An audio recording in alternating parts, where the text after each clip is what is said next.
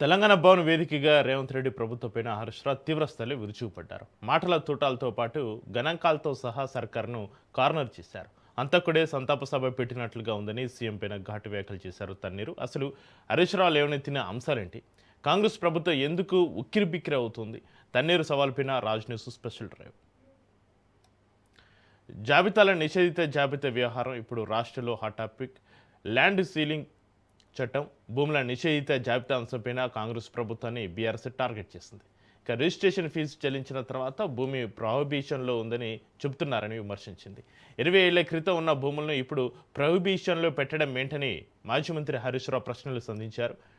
22A నిషేధిత భూముల వెనుక 30% కమిషన్ దందా జరుగుతుంది అన్నారు. స్వయంగా ముఖ్యమంత్రి రేవంత్ రెడ్డి ఇల్లే ప్రొహిబిషన్ లిస్టులోకి ఉందంటూ బాంబు పేల్చారు హరీష్ రావు. నిషేధిత భూముల జాబితాపైన వెంటనే వైట్ పేపర్ రిలీజ్ చేయాలని డిమాండ్ చేశారు.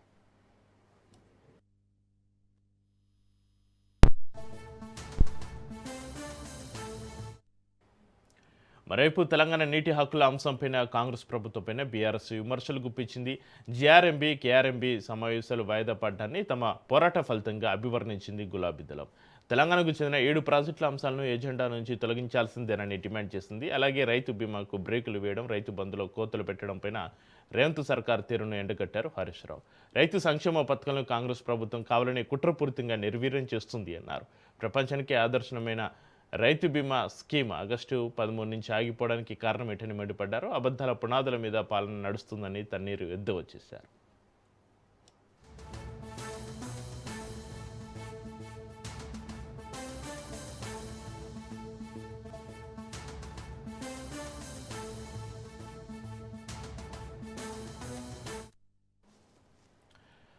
సంక్షేమ పథకాలకు తూట్లు పడిచి నిధులు మళ్లించడంపైన అగ్గి మీద గుగ్గులమయ్యారు హరీష్ రావు. 3 ఏళ్లుగా ఒక్క కొత్త స్కీమ్ కూడా తీసుకురాలేదని, పైగా ఉన్న పథకాలను నీరు కారుస్తున్నారని విమర్శించారు. ఉద్యోగుల ఏహెచ్ఎస్, జర్నలిస్టుల జేహెచ్ఎస్తో పాటుగా ఆరోగ్యశ్రీ బకాయిలపైన పాలకులు నిర్లక్ష్యంగా వివరిస్తున్నారని తన్నీరు ఫేరయ్యారు.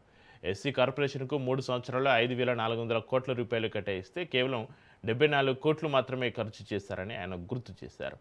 ఎస్టీ కార్పొరేషన్కు 2,730 కోట్లు కేటాయించినప్పటికీ లబ్ధిదారులకు ఒక్క రూపాయి కూడా ఇవ్వలేదన్నారు తన్నీరు. బీసీ కార్పొరేషన్లోని కేవలం 6 కోట్లు మాత్రమే ఖర్చు చేశారని, ఒక బీసీ బిడ్డకు కార్పొరేషన్ లోన్ ఇవ్వలేదని విమర్శించారు. 33 కార్పొరేషన్లకు 14,500 కోట్లు కేటాయిస్తే ఇప్పటివరకు కేవలం 305 కోట్లు మాత్రమే ఖర్చు చేశారని ఆవేదన వ్యక్తం చేశారు. దళిత బంధుకు బడ్జెట్లో 2,000 కోట్లు పెట్టినా ఒక్క రూపాయి కూడా విడుదల చేయలేదన్నారు. పాలకులు ఇప్పటికైనా మేల్కొని ప్రజా సమస్యలపైన సమాధానం చెప్పాలని, లేదంటే గుణపాఠం తప్పదని హెచ్చరించారు. డిక్లరేషన్లో అన్ని చెత్తబుట్టలో కలిశాయని విమర్శలు గుప్పించారు.